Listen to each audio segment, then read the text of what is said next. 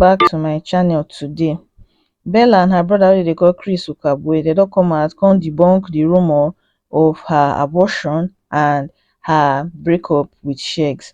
So a particular person come out dey accuse them, Shegs and Bella, to say their relationship don hit before I say hit rock bottom, and two of them they just dey pretend so that people no go bash the two of them.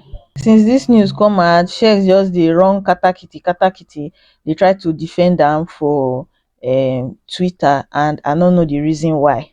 But before we enter into Bella reaction to the news and her brother Chris Okagbue reaction to the news, make we first talk about people wey first react before we reach those on side. First of all, the person wey first react for this news na Phyna, wey be Bella and Shegs friend. So we know to say Bella come out come clap for Phyna over the 5 million naira saga wey be say she get for her podcast wey dey call Spill with Phyna, and Phyna don come out come reciprocate the favor. If you dey watch this video and you never subscribe, try make you subscribe. Abeg, like this video, help me share am, and drop your comments for the comment section below. Una thank you. So Phyna come take to her social media handle to come throw drum support for her friend wey be say dey always support her. So she come say unrelated but to post couple just dey hungry me. Ladies and gentlemen, Sheila, every other sheep na community introduction. So Phyna could have just talk wetin she wan talk instead of throwing shade at other people's sheep, but as we all know, Phyna can never say something without looking for trouble. So she come as she make that statement finish, beauty fans dey not take am lightly with her. Other shippers community, they not take am lightly with her, because according to them, they believe say she just dey do too much at times. So the first person come tag her, come say, as usual Phyna, anytime Ikuku is lonely, she suddenly remember you and start supporting you, as seen in the 5 million saga, but you go still fall yakata begin dey defend person wey no send you deep down. Now remember to say e get the time wey be say Bella unfollow Phyna. That time a lot of both of their fans, the way they take react, you go just know say tension dey between both fan base, but they no agree accept am because they no want to make other people laugh them. Another person come react say, beauty, you do this one oh. Phyna, we never heal 2 years later and beauty matter still dey choke am. Now why no man want you with your rat self? The reason for this statement, this particular person statement, they refer to the fact say, una remember to say Bella Sheila shippers and Nyoти shippers they fight few days ago, and the fight still even dey on before this news of Sheila breakup come surface for internet. The next person come say, in a bid to take a dig at beauty, she rubbish shade every sheep in her sphere of contact, including that of her friends, family, and BBN colleagues. Oh, I forget, this girl doesn't have loyalty in her books. The loyalty wey be say this person they talk about now, the relationship wey happen between she and beauty, where be say they can't disqualify beauty, Phyna can go collect groovy, start to dey date the boy, and the relationship no cost still work out. So the last person can say, including your own, all I see is pain, envy, and eye service. Girl, get over it. This is real life and not BBN. If you like, don't concentrate on your own life. Now loneliness and bitterness go finish you. I think Phyna needs a man, because when Groovy and Urea kiss that time, I see the way she dey run around for internet, they do all those things. That now I don't know what I want call that type of behavior. She needs to go get her own man so that she could stop to the put eye for where beauty and Groovy dey every move where be say they do. So with all the brouhaha wey be say they go on, Bella come out to come react for the news. She first come out tweet fertile woman, as people thought say she don't carry belle for share, she can't remove her.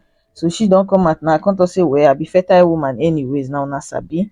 So she can't still come out, can't quote a tweet where be say a fan tweet, can't reply. But before I read her reply, make I read what the fan talk about. According to the fan they try to defend the emotion to say Bella and Shegs they never break up. As a matter of fact, say when she dey travel, when she dey escort her auntie go airport, she see Shegs and Bella for the airport when Shegs dey travel go London for Christmas with the family, when they go see mama for London for Christmas. Contrary to wetin the person wey accuse them of the relationship breakage talk. According to that person, the person they claim to say the reason why Shegs travel go abroad because he don't tire for the back and forth wey be say he and Bella they do for their relationship, saying they travel to just to go clear a head for that side. This new fan now come dey bring out evidence to tell people to say no, say no be wetin happen. Say when he see two of them, say Bella follow am go airport to go escort am, say na she even help am dey sort out e goods for airport. Person bring evidence with photograph, na the photo na be this so. So Bella come see that tweet, come quote am, come say, are you sure this is Shegs and Bella? So as she make that statement, na so people start to dey drag her. So make we see some of the things where people talk about this her recent post wey be say she post.